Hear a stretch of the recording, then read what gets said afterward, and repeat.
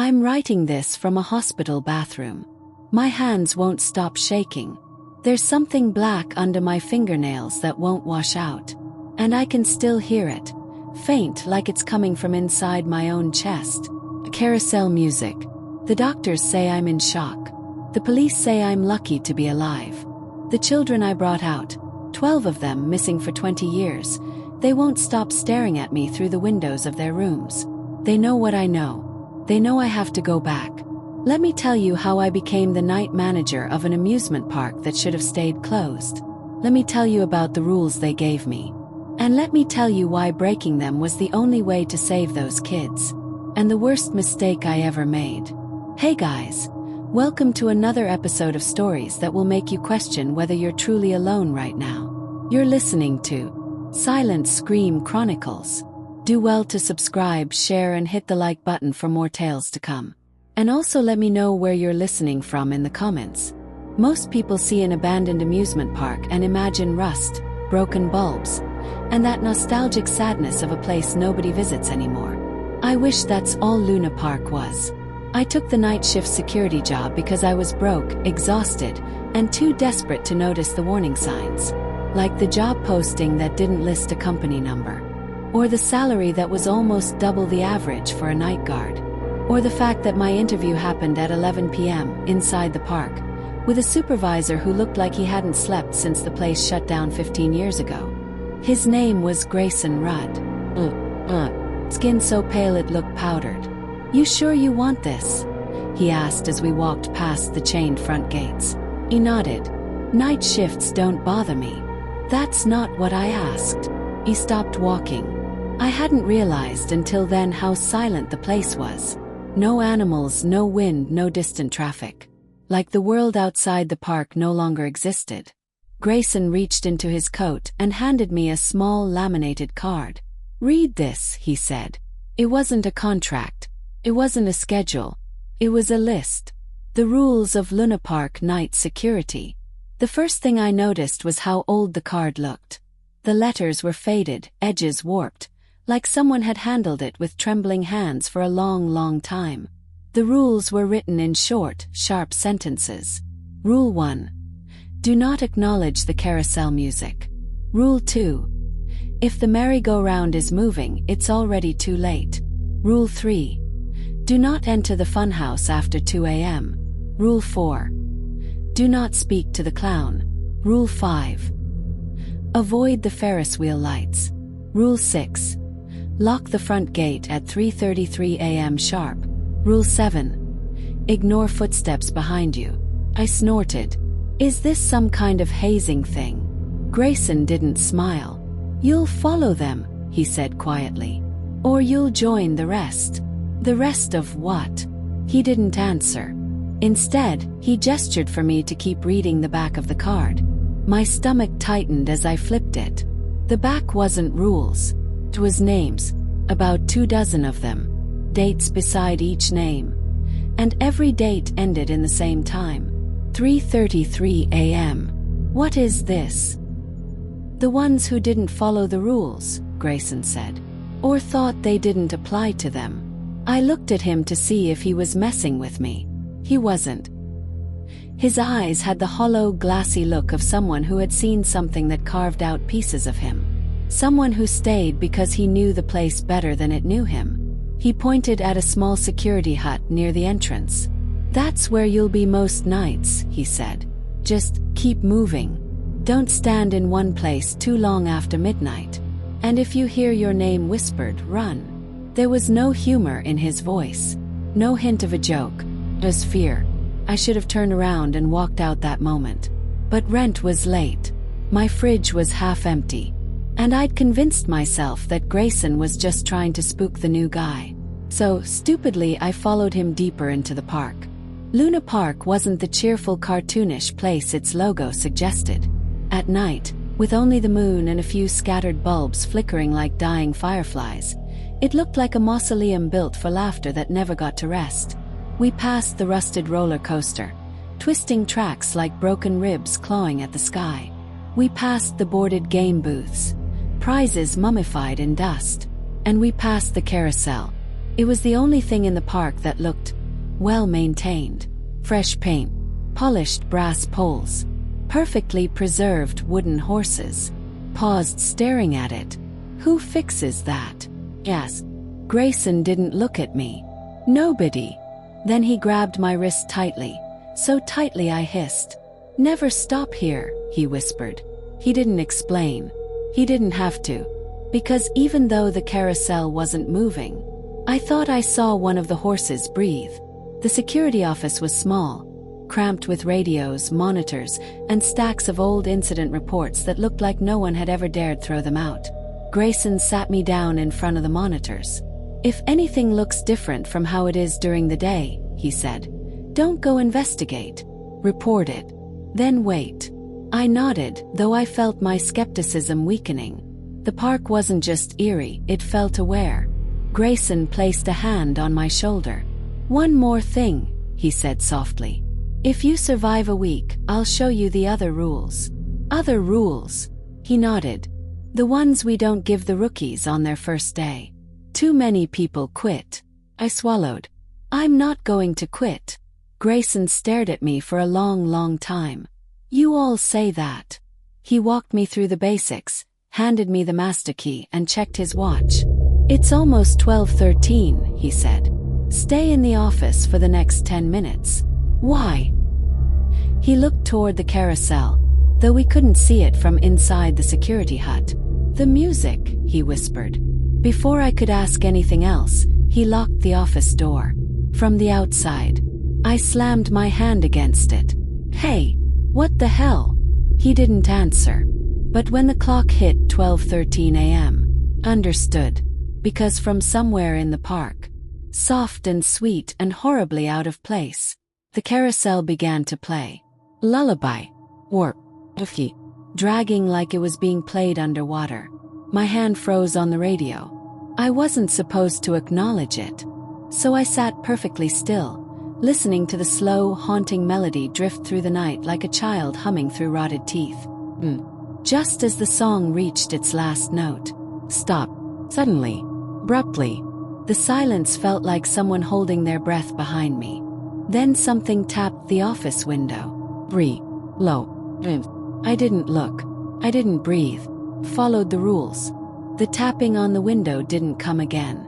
But the feeling remained, like something pressed its forehead against the glass, waiting for me to slip, waiting for me to break a rule.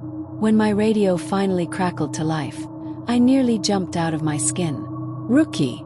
You alive? Grayson's voice was a harsh whisper, more urgent than I expected.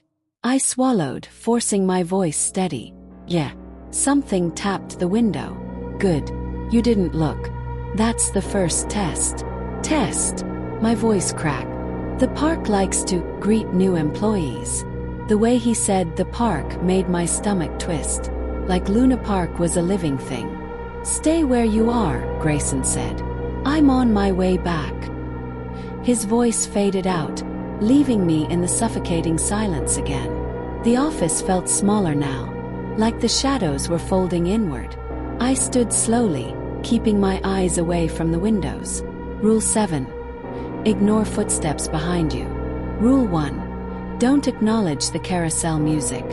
I had passed both without meaning to, but there were so many more rules, and I didn't yet understand what broke them. Grayson arrived a few minutes later. He unlocked the door, slid inside, and shut it quickly, checking over his shoulder before doing so. You did good, he said, voice low. A lot of rookies fail the first night. What happens if you fail? He didn't answer directly. He just pointed at the names on the back of my rule card. They aren't missing, he said. Not in the way you think. My throat tightened. Grayson switched on the monitors. Okay. We're doing a patrol. He frowned. In the middle of the night. Isn't that dangerous? Everything's dangerous here. But if you don't follow your route, the park notices. And it gets curious. The way he said curious made my skin crawl. He handed me a heavy flashlight and a whistle. What's this for? Yes. He shook his head. Nothing here will come for you because you whistle. That's not how it works. Then, It's for me. If it grabs you, I'll know where to find the body. I stared at him, waiting for the laugh that never came. Let's go, he said. The air outside was colder than it had any right to be. Not cool, cold. Like stepping into a freezer that stretched across acres of abandoned land. The moon hung low, almost unnaturally bright, painting the empty paths in pale blue. We walked past game stalls with shredded banners, stuffed animals slumped in glass cases like they'd been posed to watch us. We walked past a ring toss booth where every bottle was perfectly upright, no matter how windy it was. And finally, we approached the Ferris wheel. It towered over the park, a massive rusted skeleton with seats dangling like limp limbs. But the worst part wasn't its size. It was its lights. They flickered in precise patterns. Not random, not broken, deliberate. I slowed, staring. They look like signals, I whispered. Don't look at them, Grayson snapped. He grabbed my chin hard and forced my head away. The wheel talks in lights, he hissed. If you understand what it's asking, you're already lost. What does that mean? You don't want to know. I tried to look again, but he tightened his grip. Rule 5. Avoid the Ferris wheel lights. If they flicker in all red, we run. If they flicker in all white, you hide. If they flicker green, you stop. What happens with green? His jaw clenched. If they flicker green, we're dead men standing. I didn't ask more. We passed the Ferris wheel quickly, though I couldn't shake the feeling we were being watched from a higher vantage point, like someone was sitting in one of the top seats, peering down at us. Our next stop was the roller coaster tracks. They creaked in the wind, though there was no wind. Grayson checked his watch. 2:05 a.m., he murmured. We have 8 minutes before the funhouse wakes up. My footsteps faltered. Wakes up. He looked at me slowly. It breathes, rookie. Didn't you hear it earlier? I thought that was the carousel. Oh, the carousel sings. The funhouse breathes. Keep up. We turned a corner, passing under a large archway with peeling paint. In the dark, it looked like an open mouth. The funhouse stood at the far end of the path. Tall, narrow, crooked, like it had been built wrong on purpose. Even from here, I saw movement inside the broken windows. Soft shifting shadows. Hey, Grayson, is someone inside? He didn't look. He just said, don't acknowledge anything in there. Not until sunup. I realized then how tense he was. His shoulders, his breathing, his grip on the flashlight. This man wasn't afraid of the dark. He was afraid of the park. We were about to turn away when something changed.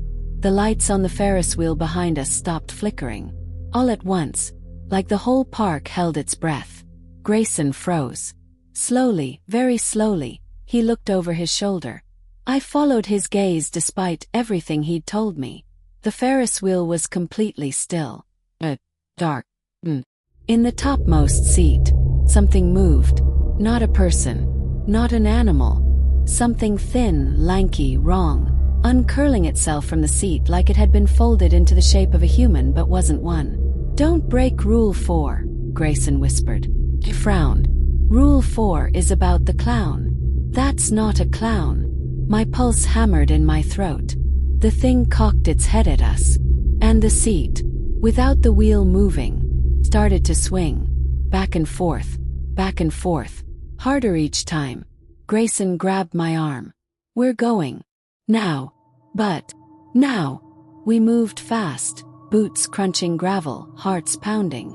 Behind us, the Ferris wheel groaned, metal screaming under forces that shouldn't have been there. I didn't look back. I didn't need to. I could feel it watching. We didn't stop until we reached the carousel, the one place I never wanted to be near. Grayson sucked in a sharp breath. The horses were facing us. All of them. Every carved head turned toward us in perfect synchronization. Something's wrong, Grayson whispered. They shouldn't be awake at this hour. Awake. He didn't answer. 'Cause just then, the air filled with a soft, distant sound. The beginning notes of that cursed lullaby. I felt the blood drain from my face. It's only 2:15, I whispered. Teach the music shouldn't play now, right? Grayson's face blanched. That's not the carousel playing. If it wasn't the carousel, then what was making that music? He squeezed my arm so hard I felt bone. Rookie, run. Grayson didn't wait for me to react. The moment that eerie lullaby floated through the air, soft, slow, off-key, he shoved me forward. Move! We sprinted down the cracked pavement, our footsteps echoing unnaturally loud in the silent park. The music followed us like it was stitched to the air, always the same distance behind us no matter how fast we ran. Didn't fade, didn't grow louder. It just stayed, hovering at our backs like a presence leaning close enough to breathe words into our ears. We tore past the ring toss booth, past the cotton candy stand, past the dead prize shelves. I risked a glance behind us. Nothing. No shadow. No shape. No creature chasing us. But the music was still there. I slowed instinctively. Grayson yanked me by the collar. Don't you dare stop. The moment you stop, that thing catches up. What thing? Bark. His answer chilled me. The thing that knows your name now. My blood ran cold. What do you mean it knows my? Don't say more. Keep moving. We reached the east side of the park, where the paths narrowed and warped into uneven concrete slabs. My lungs burned as we reached a towering, crooked building. Funhouse. The facade was painted with faded swirls of color, peeling like old skin. Massive cartoon eyes were painted above the entrance, once friendly, now stretched into a sick, wide stare. Grayson didn't slow down. We can hide here for a minute. Wait, Rule 3, I gasped. We can't go in after 2 a.m. It's 2:20. We're not going inside, he snapped.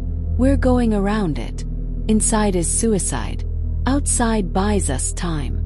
The funhouse loomed over us as we slipped behind the structure. That's when I heard it. Not the lullaby. Not footsteps. Breathing. Low. As if giant lungs inside the walls inhaled and exhaled behind the warped boards. How long has it breathed like that? I whispered. Since the day the park shut down. What's in there? Grayson swallowed.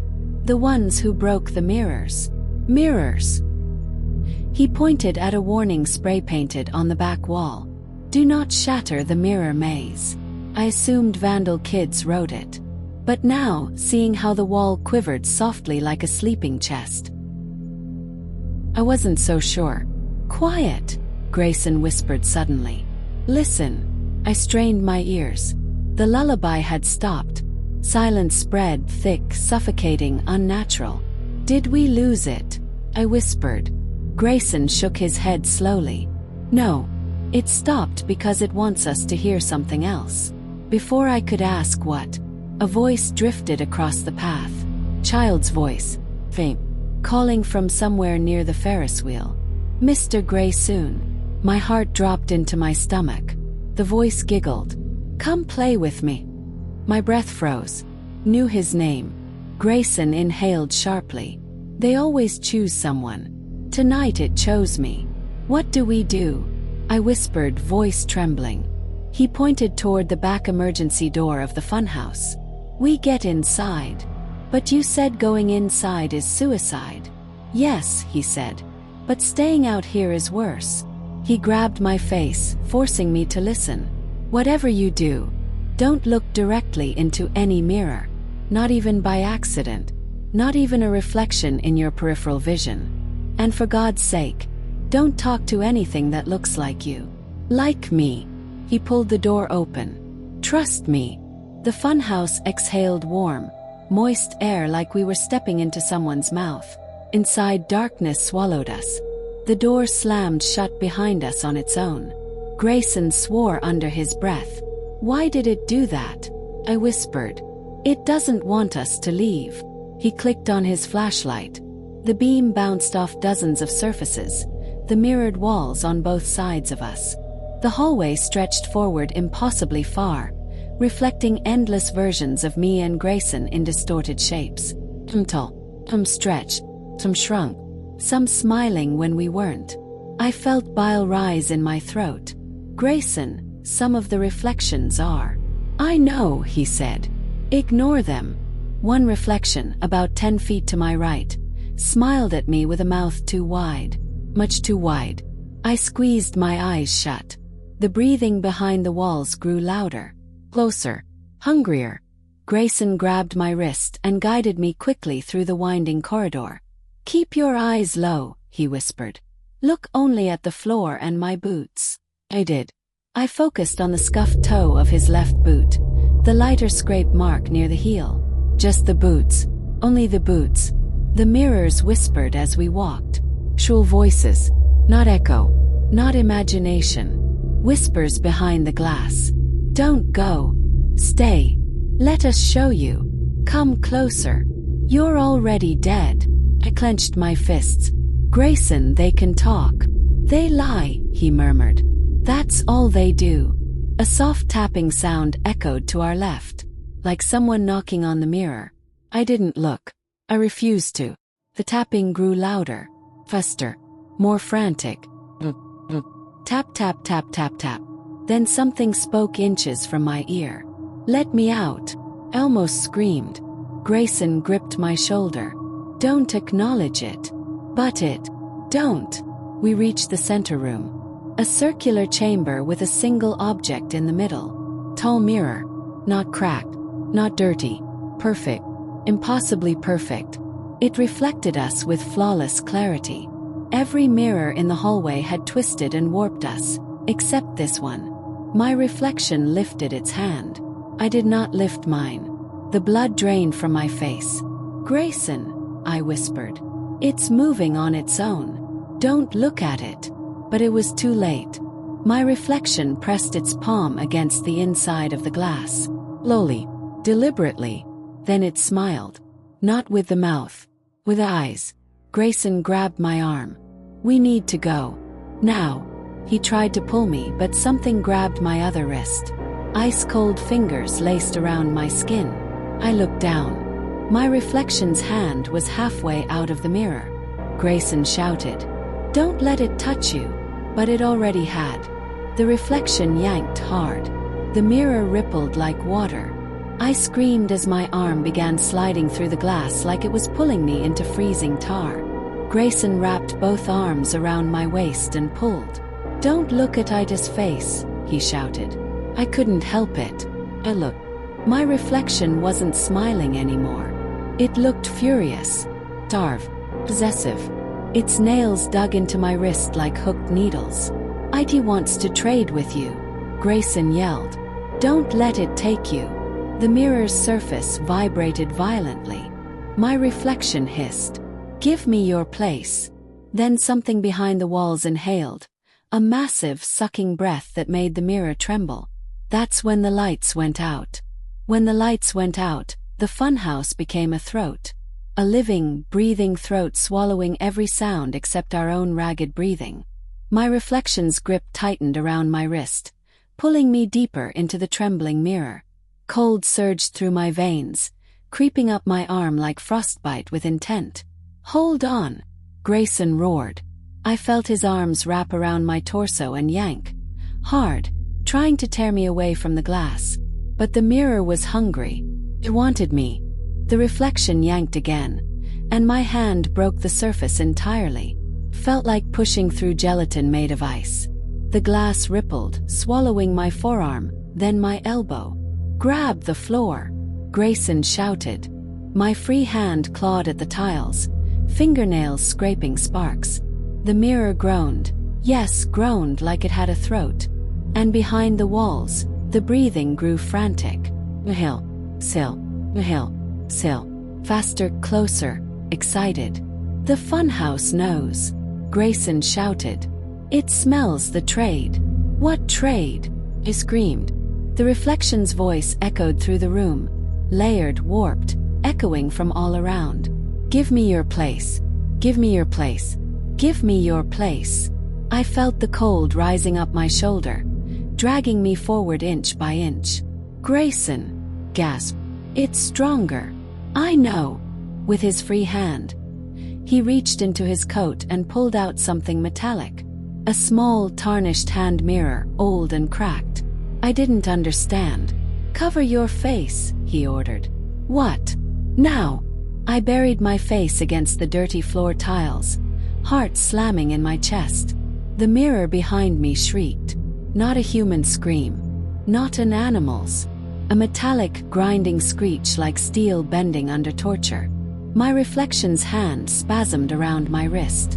Grayson held up the small cracked mirror toward the tall one. He didn't aim the reflection at me. He aimed it at the other side. And the funhouse responded. Something pounded inside the walls with frantic force. The breathing became a choking, heaving sound. My reflection howled. Grayson leaned in close to my ear and whispered, "Mirrors hate seeing themselves." The tall mirror rippled violently, its surface warping like a disturbed pond. The reflection's grip loosened. Just a moment, but enough. Grayson pulled with everything he had. My shoulder popped painfully. My skin felt like it was tearing off. Slid free. I sprawled onto the floor, gasping, my wrist burning with cold. Behind me, the mirror cracked. A single split down its center. Not shattered, just cracked. And the crack bled. A thin line of black liquid oozed down the glass like ink. The reflection slammed its palms against the interior, shrieking silently. Its face twisted, its eyes feral with rage. Grayson pulled me away. "Don't look at it," he said, breathless. "A cracked mirror is the most dangerous kind. Why didn't we break it completely?" Gasped. "Because if we did," he whispered, "it wouldn't be trapped anymore." The reflection smacked the glass again. The crack grew a millimeter. Grayson grabbed my hand and dragged me toward the hallway. "We need to go. It's waking up the others." We ran. Not walked, ran. And the mirrors on both sides came alive. Hands pressed against the glass from within. Faces leaned forward, whispering my name. My real name, though I'd never spoken it aloud in the park. "Come back. Let us in. We saw you. We touched you. You belong to us now." Clenched my jaw. Why do they know my name? Grayson didn't look at me. Because the funhouse doesn't forget anyone it touches. Great. Perfect. Fantastic. I was officially branded by a building. We reached the emergency exit door. Grayson shoved it. It didn't budge. He cursed, pulled a ring of keys from his belt, and fumbled through them with shaking hands. Behind us, footsteps echoed. Running. Not ours. Something large. Something that didn't care about mirrors. "Faster!" he yelled. He jammed a key into the lock. The door flew open on its own. Something had opened it from the outside. Moonlight poured in. For a moment, relief washed over me. Then I realized what stood just outside the doorway. Silhouette. Motionless. First I thought it was a person. Then it stepped forward, and the light caught its shape. Its limbs were too long. Its joints bent wrong. Its head hung sideways as if its neck had snapped decades ago. Grayson inhaled sharply. "Don't talk to it," he whispered. "Don't run. Don't acknowledge it. Rule." "I know the rule," I whispered. "Do not speak to the clown." He shook his head violently. "That's not the clown." My heart stopped. "What is it then?" "It's older." The silhouette twitched.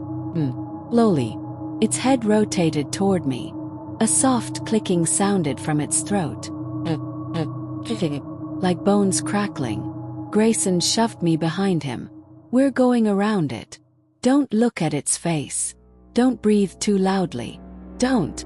Behind us, something slammed against the funhouse door. A deep, furious pounding. The reflection was trying to break out. Grayson swore. "We're out of time." The tall, broken-limbed thing took one slow step toward us. I felt a pressure like the very air shifted around it. "What do we do?" I whispered. Grayson didn't answer. Because the tall thing leaned closer to us and whispered something in a dry, crackling voice. "Trade." The word hung in the cold air between us. Not shouted, not breathed, just spoken. like a memory sliding out of an unmarked grave. Trade. The thing's voice sounded like dry leaves being crushed under a slow, deliberate foot. Its head tilted farther, too far, until its chin nearly touched the back of its shoulder. Grayson grabbed my shirt and slowly, painfully, backed us away. "Don't answer it," he whispered. "Don't nod. Don't shake your head. Don't acknowledge the word in any way." Took everything in me to stay still. The creature was taller than the funhouse gate. Its fingers hung almost to its knees, long, brittle, and stiff. Face. Surely. It didn't have one. No eyes. No nose. No mouth. Only smooth, gray skin like old candle wax cooled in the shape of a skull. Grayson's grip tightened. "It's called a faceless," he murmured, barely audible. "They patrol places like this. They're old. Older than the rides. Older than the land. They don't follow the park's rules. They have their own." The faceless took 2 steps forward. Every bone in its body clicked softly with each movement. Something pounded behind us. The funhouse door bulging inward as the reflection slammed itself against the glass again and again. We were trapped between 2 impossibilities. "Trade," the faceless repeated, soft as dust. My heart hammered. "What does it want to trade?" I whispered. Grayson's fingers dug into my wrist so hard it hurt. "I said don't speak to it." "I wasn't." "You whispered. It heard you." The gray head turned toward me, though it had no eyes to see. Grayson cursed under his breath. A long moment passed. The wind didn't move. The night didn't breathe. Even the park held still. The faceless slowly raised one of its withered hands. Its finger, long, sharp, bony, pointed directly at me. Then it turned that same finger toward itself. Then back at me. A horrible logic dawned on me. "It wants me," I whispered. Grayson didn't deny it. Stepped closer, only a few feet away. At this distance, I could finally smell it. Not rot. Not death. Old paper. The smell of forgotten things kept in boxes no one opens anymore. "Why me?" I hissed. Grayson's jaw clenched. "Because something touched you inside the funhouse. Once you make contact with a resident entity, you become a candidate," the faceless finished. My blood froze. The word vibrated through the air, like it didn't come from a throat but from the reality around us. A substitute. Behind us, the funhouse door cracked. A sharp, splintering sound. The reflection was almost free. The faceless stepped closer. "You are marked," it said. "The mirror wants you. We want what it wants." I staggered backward, but Grayson held me tight. "No," he whispered. "Don't run. That's what it wants." "What do we do then?" He swallowed. "There's only one way to break a faceless negotiation." "What way?" He hesitated, just long enough for terror to fill the space between us. "The park has to offer it something better."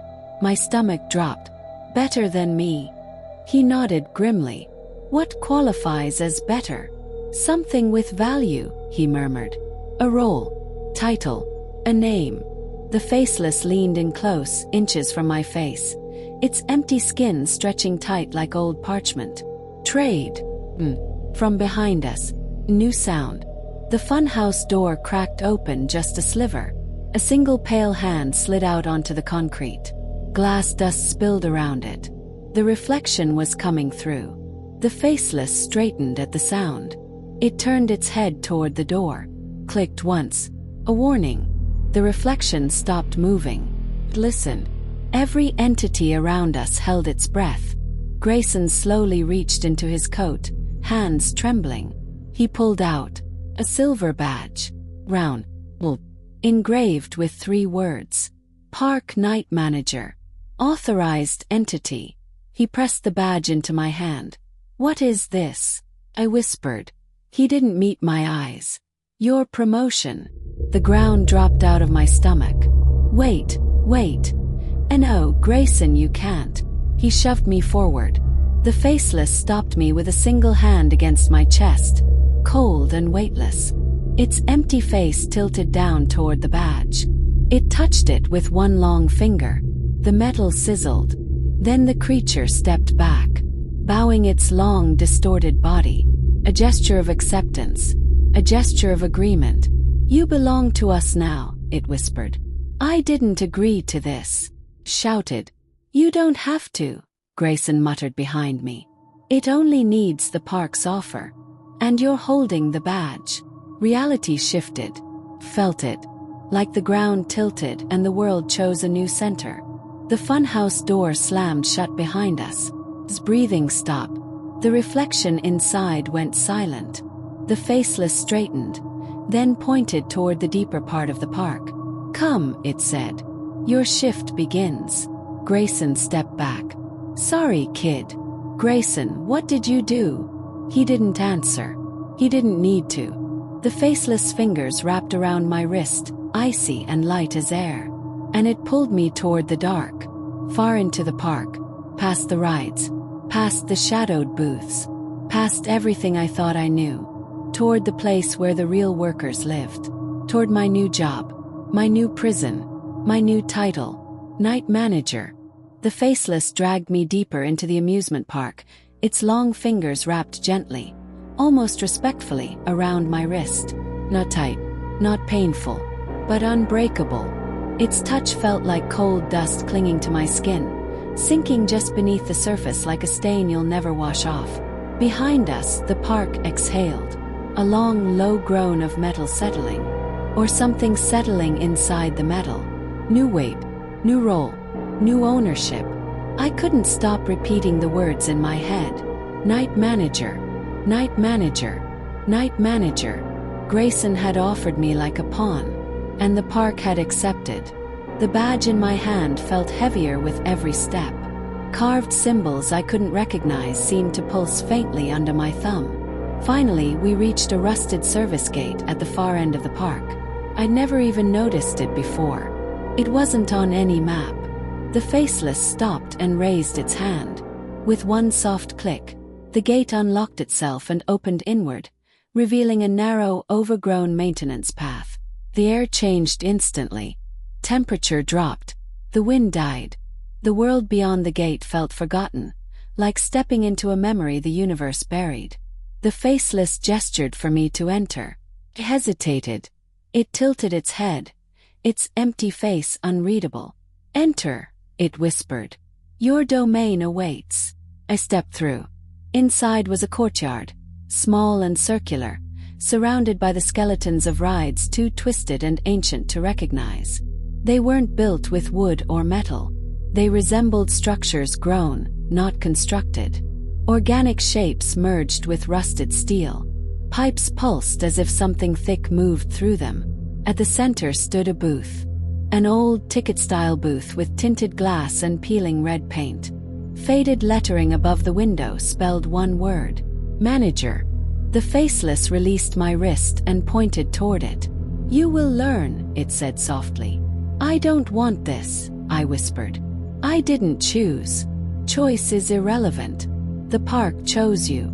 I stepped toward the booth, my legs trembling. When I reached the window, the door behind it swung open on its own. The inside was normal, shockingly normal. Small desk, an old metal chair, a wall panel filled with switches labeled only with numbers, a rotary phone, a faded binder. On the desk sat a dusty leather book. The cover read, "Night Manager Handbook, Edition 1. Handwritten beneath that, "Welcome to the night shift." Opened it. The pages were yellowed, brittle. The ink looked like it had been written by a typewriter from another century. The first entry read, "Rule 1. Do not leave the manager's booth between 3:03 a.m. and 3:17 a.m. No matter what you hear. Blink. Bay. Weird. Next rule. Rule 2. Avoid looking at the carousel between 1:20 a.m. and 1:29 a.m. If you do, do not acknowledge the riders." My stomach clenched. Next. Rule 3. If the reflection from the funhouse knocks on the window, turn off all lights and remain silent until dawn. Do not attempt to speak with it. My blood went cold. There were more, dozens more. At least half referenced things I had encountered, or narrowly escaped, without even knowing they had rules. And the rest were things I hoped I'd never meet. Everything you oversee, the Faceless said behind me, is older than the park itself. You are the only human permitted to know their laws. You are the only human bound by them. I'm not bound, I breathed. I never agreed. It touched you, it said simply. You touched it. Contact is consent. My heartbeat stuttered. You belong to the park now. I swallowed hard. What if I run? I whispered. A long silence. Then the Faceless tilted its head again, as if pitying my question. Then it will follow. I closed the handbook slowly. So what do I actually do? The Faceless extended one bony hand and pointed toward the far corner of the courtyard, an old rusted clock tower barely standing upright. The clock face was shattered.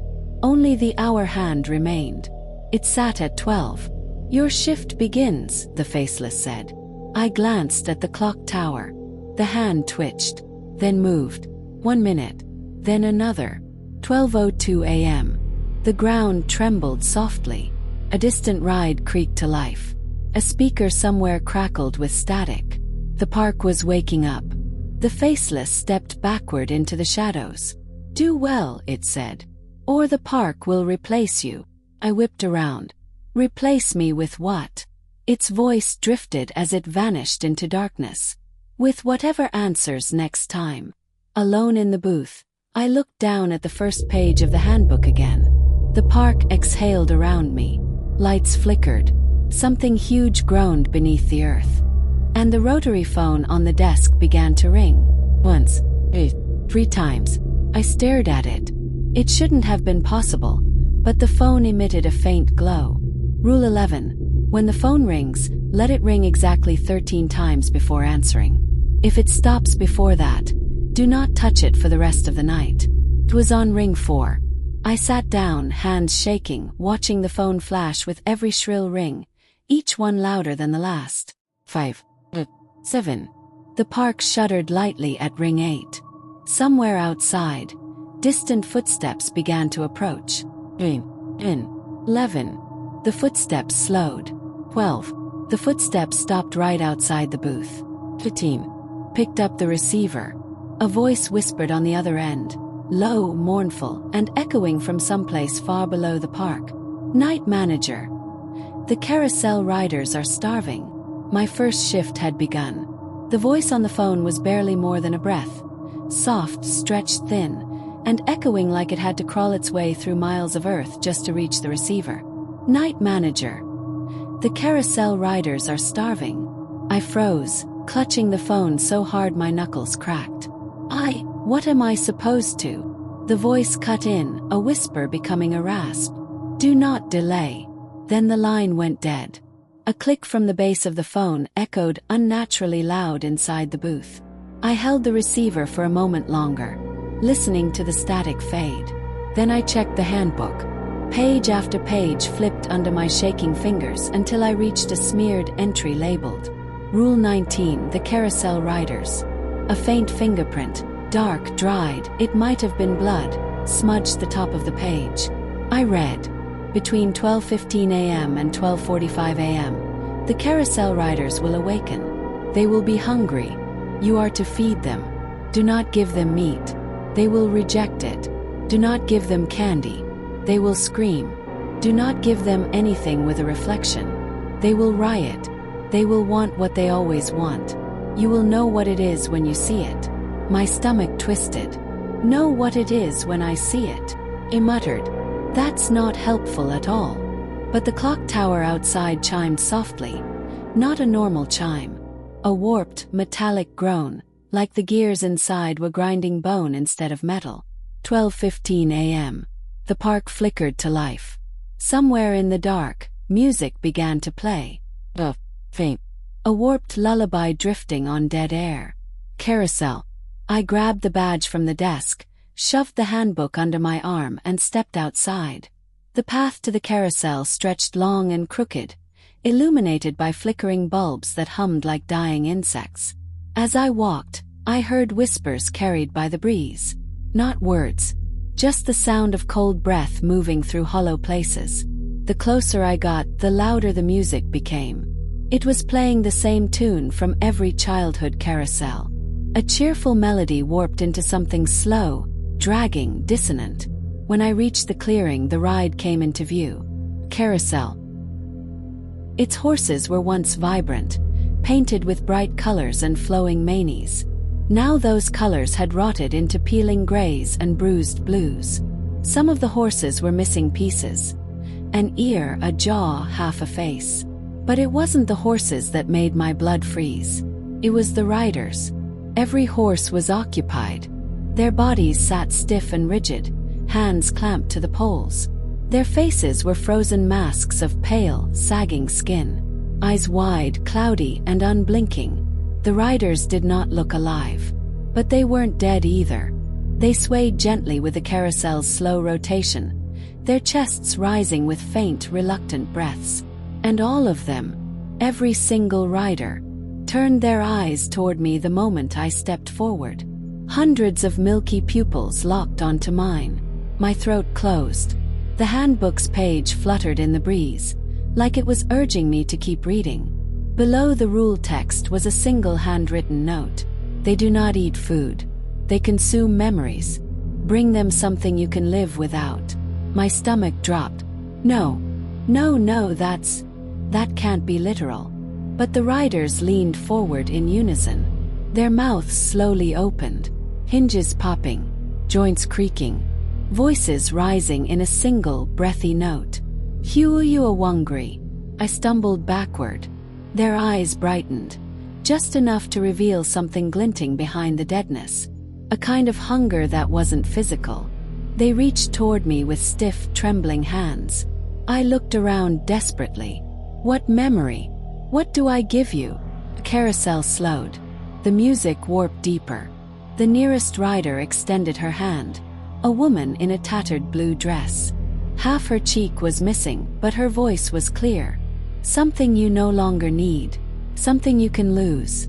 But something that still matters. Behind her, the other riders echoed. Mea Atters. My hands shook as a memory rose unbidden. Not my favorite, not the most important, but one that hurt.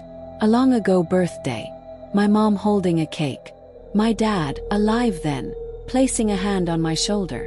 My brother laughing as he smeared icing on my cheek. A memory warm enough to glow. A memory I'd replayed every time the world felt lonely. The riders whispered eagerly. They felt it. They knew. I clutched the thought so tightly it hurt. I don't want to give this up. The woman on the horse leaned closer. You must. Her voice softened, cracking like an old record. Or the carousel will feed itself. The ride groaned. The horses twitched.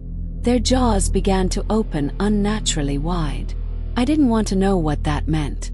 I closed my eyes and let the memory come fully. The warmth, the light, the feeling of being held. Then I exhaled. And the memory slipped from my mind like a thread being pulled from fabric. When I opened my eyes, I couldn't recall my father's face. Not clearly, not fully, just a smudge where his features used to be. The riders inhaled sharply. Their eyes brightened. Then they exhaled in a wave of relief. Hundreds of cold breaths sweeping across the carousel like a sigh. The horses settled. The music softened. The light steadied. The hunger was gone. The carousel completed one slow rotation. The woman bowed her head. Thank you, night manager. The ride fell silent. I staggered away, dizzy, hollow, grieving something I couldn't even remember properly. When I reached the edge of the path, the rotary phone in my pocket rang. I didn't even know it could leave the booth. I lifted it with trembling hands. A voice, different from the last, whispered, "Good. Now come quickly." I swallowed. Where? A metallic screech echoed through the distance. A ride powering up. A ride I hoped I'd never have to deal with. The Ferris wheel just woke up, the voice said. And it's not supposed to. The rotary phone vibrated in my hand. Not ringing anymore, just buzzing like something inside it was pacing in circles. I forced myself to breathe. "The Ferris wheel just woke up," the whispered voice had said. "And it's not supposed to." I didn't know which entity was speaking to me this time, but I knew better than to ignore it. The call disconnected with a soft click, leaving a dead, humming silence in its wake. I slipped the phone into my pocket and turned toward the far end of the park, toward the dark silhouette rising above the treetops like a skeletal crown. The Ferris wheel. Its cars dangled motionless. Its frame was black against the starless sky. Only one thing broke the stillness. The wheel was turning.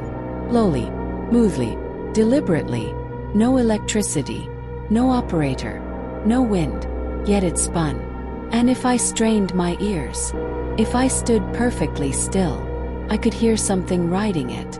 I followed the cracked path toward the ride, passing beneath the archway that once read, "Skyview Wheel." See the whole park from above. Half the letters were missing now.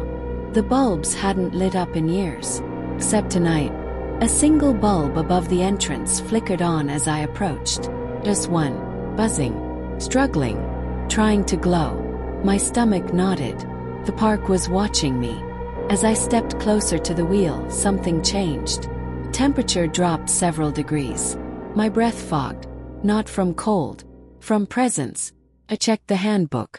There was an entire section labeled Rule 27, the Ferris wheel. The entry was short. Too short. Almost like someone hadn't finished writing it. Or hadn't wanted to. I read it anyway. The Ferris wheel does not operate anymore. If it begins to turn on its own, do the following. 1. Do not board it unless absolutely necessary. 2. Whatever you hear coming from the cabins, you did not hear. 3. If a cabin door opens for you, walk away. 4. If a cabin door opens behind you, run. My skin prickled. I was still 3 yards away when the closest cabin door clicked softly and swung open, all by itself. It creaked slightly like it was breathing out, inviting me in. Froze. Rule 3, I whispered. If a cabin door opens for you, walk away. So I stepped back. Low, careful, deliberate. The cabin door slammed shut so hard it shook the entire ride. The Ferris wheel groaned. Metal strained. The frame vibrated. And then, every cabin door opened at once. Every single. Or they hung open like mouths mid-scream, swaying slightly in the dark. Inside each one, shape. Some barely visible. Some slump. Some standing. Some with glowing eyes reflecting the faint light. Some with no eyes but faces pressed against the windows anyway. They were passengers. Passengers who never got off. Passengers who still rode the Ferris wheel long after the park shut down. Passengers who noticed me. Dozens of heads turned in unison. Dozens of jaws loosened and cracked. Dozens of whispers drifted from the cabins like frost on my skin. Manager. Ride. Join. Their voices layered, distorted, glitching like audio played underwater. I stepped back again. 1 step. 3. Something clicked behind me. Not from the front. Not from the cabins. From directly behind me. A Ferris wheel cabin door I hadn't noticed before. One that sat half embedded in the ground, detached from the wheel. A relic of some old accident. Its rusted door swung open. Rule 4. If a cabin door opens behind you, run. I sprinted. Hard. The path blurred beneath my feet as the whispers grew louder. The overlapping voices chasing me. The entire Ferris wheel shrieked behind me, its metal twisting as though something massive woke inside the frame. I didn't look back. Not until I reached the carousel clearing again. Only then did I collapse to my knees, gasping. The park pulsed around me. Lights flickering, structures groaning, something shifting beneath the earth. Then it went quiet. Turned back. The Ferris wheel had stopped. Dead still. All the cabin doors were closed. Except one. The broken one on the ground. Its door remained wide open. And something, sitting inside, shifted slightly, its head brushing the frame. Watching me. I stood shakily and pulled out the rotary phone. It rang the moment I touched it. I answered on the first ring. Against Rule 11. But I didn't care right now. A voice whispered, softer and more frightened than any I'd heard yet. "You shouldn't have gone alone." I swallowed. "Who is this?" I whispered. There was a pause. Someone who used to be night manager. My blood froze. "What do you want from me?" Another pause. Longer, colder. "To warn you." The ground beneath me rumbled. The lights flickered. The Ferris wheel groaned. "Something is climbing down," the voice whispered. "You need to get back to the booth. Now." "What's climbing down?" The voice exhaled shakily. "The passengers." The rotary phone clicked dead in my hand, leaving a faint ringing in my ears that didn't belong to the line. It belonged to the park. It was the same tone I'd heard when I first stepped into this place 2 nights ago. A tone that meant something had started. A tone that meant something had been let loose. I shoved the phone into my pocket and ran. The gravel path beneath my boots shifted as if something beneath the surface was crawling, pushing, dragging itself upward. The ripple traveled alongside me like a shadow, keeping pace, keeping time. The Ferris wheel groaned. Once. Then a third long, straining cry as metal bent under weight. I didn't look back. I knew what that sound meant. The passengers were climbing off. By the time I stumbled into the midway clearing, my chest burned like I'd been breathing sand. The carousel loomed ahead of me, the ticket booth just beyond it. My only safe place according to the handbook. But something was wrong. The lights on the carousel were off. All of them. Not flickering. Not dim. The painted horses were frozen mid-rear. Their eyes darker than before. Too dark. Like someone had cracked them open and scooped out whatever fake joy used to sit behind their glass. The music machine inside the carousel hummed like a throat clearing. Then it played a single note. Low, dissonant, vibrating the air. The horses tilted their heads. Not fully. Just enough. As if listening. As if waiting. My blood iced. They weren't looking at me. They were listening for what was coming behind me. I didn't turn around. I forced myself forward, legs shaking, pushing past the dead carousel and toward the booth. The cracked asphalt seemed longer than before, stretching like a tongue, wet and dark and pulsing beneath the moonless sky. Halfway across the blacktop, I smelled them. Not rot, not blood, something worse. Old breath, soured by time. The stale exhale of something that had been dead too long to remember how lungs worked. It touched the back of my neck. Not wind. Presence. Low. Wet. Cold. I heard the first footstep behind me. The second. Softer. Third, closer. Froze. Every instinct said don't turn around. Every rule I'd memorized screamed don't acknowledge the passengers. But I needed to confirm how close they were. I risked a glance over my shoulder. Just a small one. And I regretted it instantly. The passengers were halfway down the midway. Some moving. Some dragging. Some stumbling. Some clinging upside down to the walls of the food stalls like pale bats. Their bodies weren't right. Their joints bent the wrong directions. Their heads lolled. Some had no mouths. Just stretched, waxy skin. Some had too many teeth forming where eyes should be. They advanced in total silence. Not one of them made a sound. Except the very first one. Bent. Limbs long and trembling like wet cloth. Its skin sagged around its bones as though it had been melted and hastily reformed. Its mouth hung open but made no noise. Until it saw me notice it. Then it whispered. "Manager." That broke me. Bolted. The booth was only a few yards away now. Close enough to see its soft yellow glow spilling out from the small window. A warm, living light. The only living thing in this entire funhouse hell. I sprinted harder. My boot hit pavement and sank half an inch.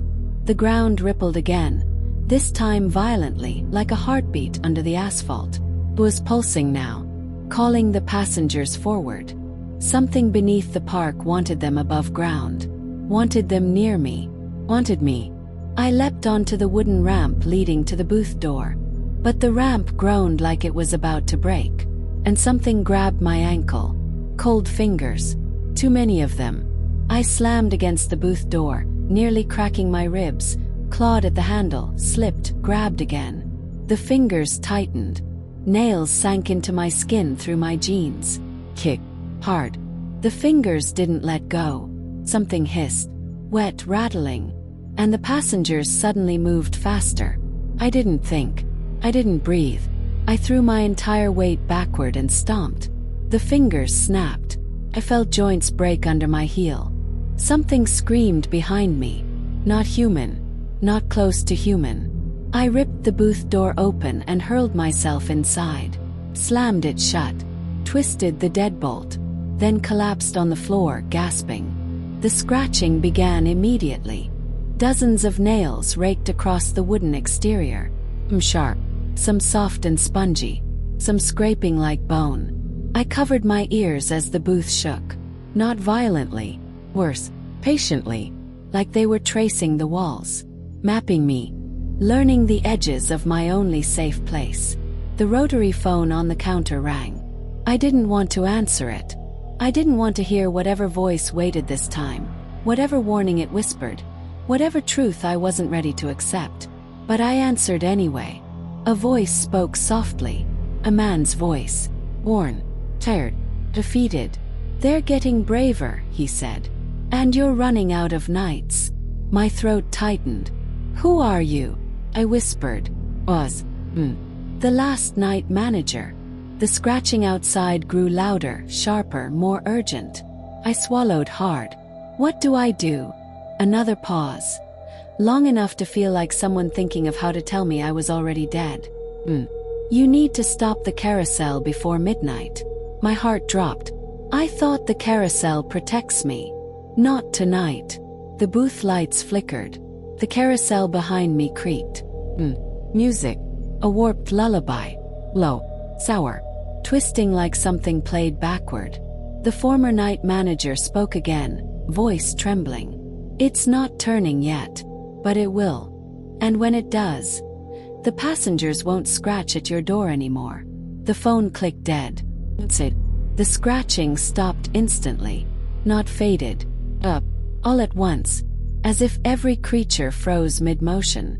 As if they were listening to something else now.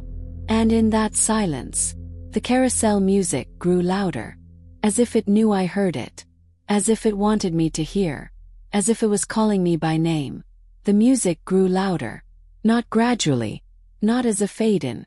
It simply was louder. As though someone had stepped into the booth and turned a knob I didn't see. I pushed myself off the floor. My ankle throbbed, the one the passengers grabbed, but the pain felt distant, muffled, like the park itself was trying to numb me, or distract me. Outside the booth window, I could see the carousel through the gaps between the crumbling concession stands. Its silhouette was wrong, more hunched like something heavy had crawled onto its spine. The once colorful horses were barely visible, blurred under the flickering bulbs. And yet, the music was perfect, too perfect. Each warped note came smooth as silk, sliding beneath my skin and curling around my bones. A lullaby for something that didn't sleep. A rhythm older than the park, older than any ride. Pulse, heartbeat. I checked the handbook again. Rule 14. The carousel will protect you, unless it begins the song on its own. If the carousel starts playing music, do not look directly at the horses.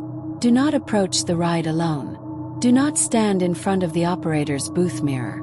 Whatever you see reflected is not you. My breath caught. The operator's mirror. I turned slowly toward the back wall of the booth. There it was. That tall, cracked, clouded funhouse-style mirror. The one I had always ignored because it was covered by an old tarp. The tarp was gone. The mirror was uncovered. And my reflection was standing much closer to the glass than I was. I stumbled back so hard I hit the opposite wall. My reflection stayed where it was, only inches from the surface. It was smiling. I wasn't. Its head tilted slowly, like a curious dog discovering its prey. The carousel music swelled again. This time a full chord, rich and bright as a church organ, but rotten underneath. My reflection lifted a hand. Motion smooth, fluid.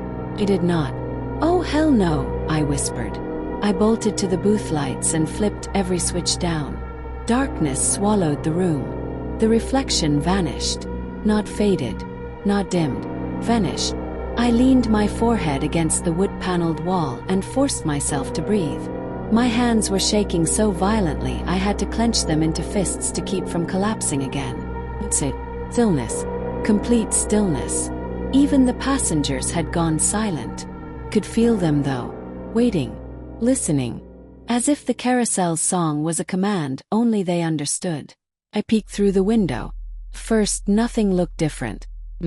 One of the horses moved. Its head turned. Just a tiny shift. Enough for the moonless sky to catch the curve of its glass eye. I ducked under the counter instinctively. The music changed again. Faster. A melody sharpened now.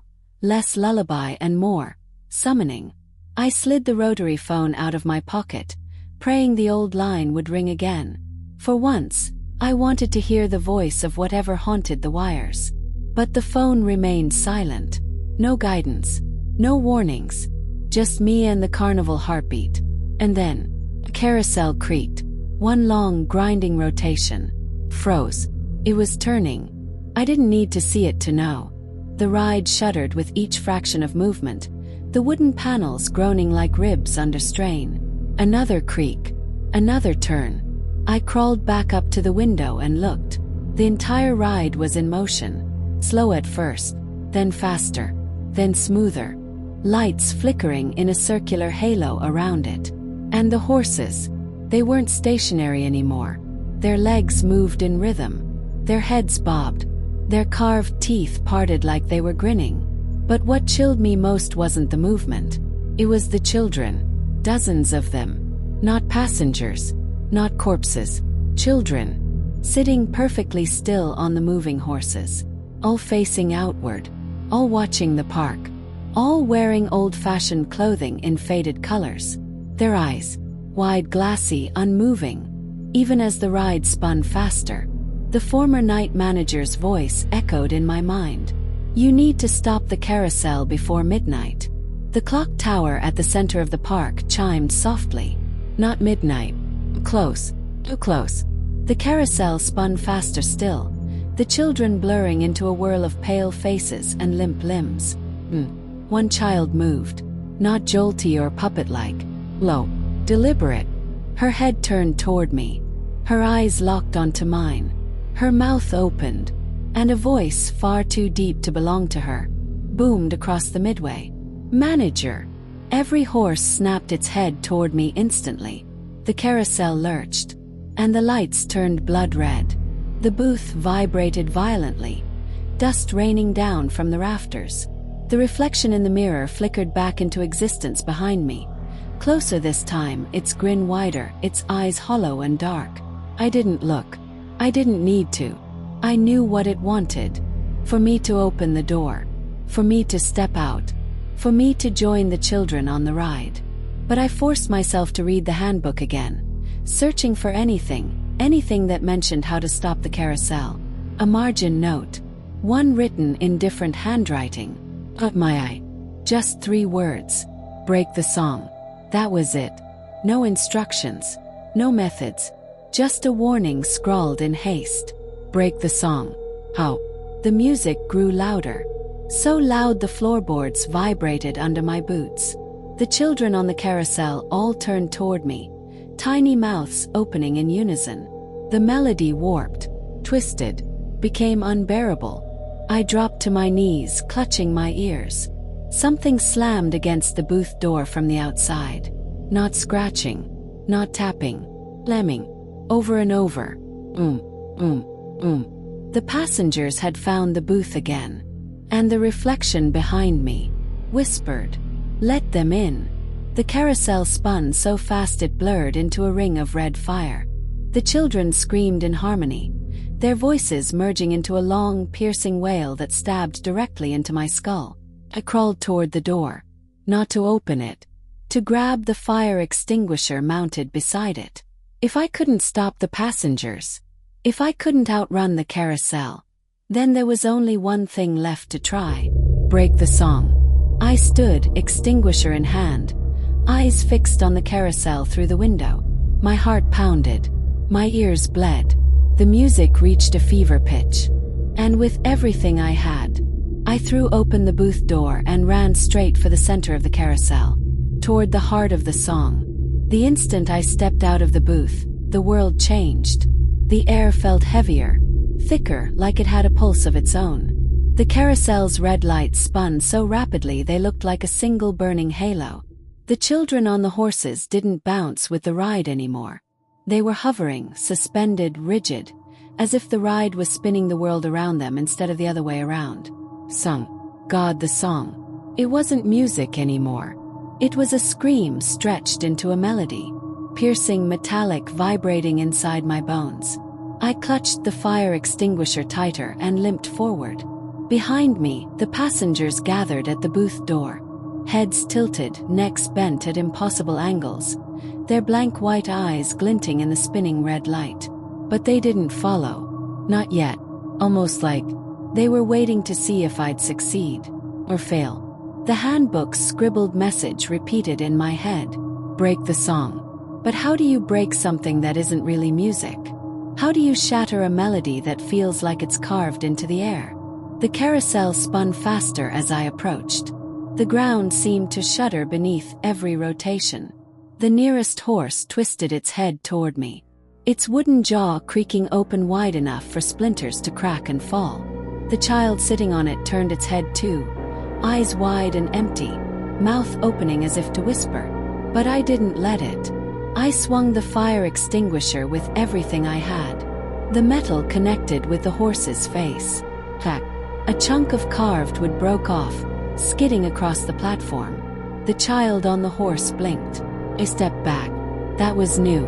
It blinked again, slow, deliberate, almost grateful. Another child turned toward me. A boy with suspenders and dust-colored hair. His lips moved. No sound came out, but I could read it. Help! My stomach twisted. Were they trapped? Were they the original kids from the missing person reports I'd read years ago? The ones the park covered up? The night manager. Did he know? The carousel jerked suddenly, throwing sparks from the spinning center column. The song shifted tempo. Faster, frantic, angry. The horse's eyes rolled back. Their limbs jerked. Their carved hooves lifted higher, higher. Too high. Bending at angles no wood should bend. The children opened their mouths, this time in perfect unison. Choir of voiceless screams. If the song was alive, this was it fighting back. I tightened my grip and ran toward the control panel near the center of the platform. Each step vibrated through the metal grating. The center column glowed red from within, like something molten was trapped inside. The control panel sparked violently. Every switch was already set to OFF. The carousel was powering itself. I reached for the main lever anyway. The carousel threw me. Not the ride. The force of it. A shockwave rippled outward, hurling me backward onto the ground. My ribs exploded with pain. The extinguisher rolled away, clattering off the platform edge. The music reached a fevered shriek now. High, sharp, unbearable. I tasted blood. My ears rang. The children's heads snapped toward me again, but this time not pleading. Warning. The boy mouthed something else. Center. My eyes widened. Not the control panel. The heart. The glowing center column. The extinguisher lay a few feet away, dented but intact. I crawled toward it, each movement sending sharp pain through my ribs. The passengers began advancing now. Slow, synchronized steps. They moved like a single creature wearing many bodies. I grabbed the extinguisher, pulled myself up, and stumbled back onto the platform. The carousel resisted me, the air thick like tar. My legs felt heavy, sluggish. The center column pulsed brighter, almost blinding. The song trembled, notes slipping, cracking. It was weakening, or panicking. I raised the extinguisher over my head. My arms screamed in protest. And with the last of my strength, I brought it down onto the glowing center column. Boom. A shockwave burst outward, red light exploding into dust. The music cut out. Up. Not faded. Not slowed. Up. The carousel lurched violently. Then everything went dark. No lights, no movement, no sound. For a moment, all I could hear was my own heartbeat. The children began to fall. Not collapse, not slump, full. Like puppets whose strings had been cut. Dozens of tiny bodies hitting the platform with soft, sickening thuds. I rushed to the nearest one. The boy in suspenders. He wasn't wooden. He wasn't some carved imitation. He was real, alive, barely breathing. I touched his shoulder gently. His eyes fluttered open. "Thank you," he whispered. And then, a hand grabbed my ankle. Cold, hard, too strong. I whipped around. The passengers were climbing onto the platform. Twitching, convulsing, furious. The boy's grip tightened weakly. "Go," he whispered. "They're his. We're free." "But they're his. Whose?" I asked, voice trembling. His eyes drifted toward the carousel's center. The shattered column leaking wisps of black smoke. "The one who sings." I didn't have time to ask more. The passengers lunged. I grabbed the boy, hoisted him over my shoulder, and jumped off the carousel platform. Just as the entire ride exploded into a spiral of shrieking light. The carousel's explosion didn't sound like metal tearing or wood splintering. Sounded like a voice. A long, agonized, furious wail that shook the ground beneath my feet. Red sparks spiraled into the sky like flares shot from the underworld. The heat slammed into my back as I hit the gravel with the boy still in my arms. Then a silence. The kind of silence that feels wrong. The kind of silence that feels earned. I set the boy down and checked his pulse. Big, but steady. His chest rose and fell with shallow breaths. When his eyes cracked open, they were normal. Not glassy, not hollow, not trapped in some puppet-like trance. He was alive. And he was free. All around the ride, the other children lay unconscious but breathing. Tiny chests rising slowly in the dim red glow of the dying carousel. Some cried softly in confusion. Others blinked up at the night sky as though seeing it for the first time in years. I should have felt relief. I didn't. Because the passengers were still standing. They hadn't dissolved, retreated, or collapsed with the carousel's failure. Instead, they slowly turned toward me. Every head rotating in perfect, unnatural synchronization. Their bodies looked wrong now. Stretched, cracking, like empty shells under too much pressure. Like something inside them was pushing to get out.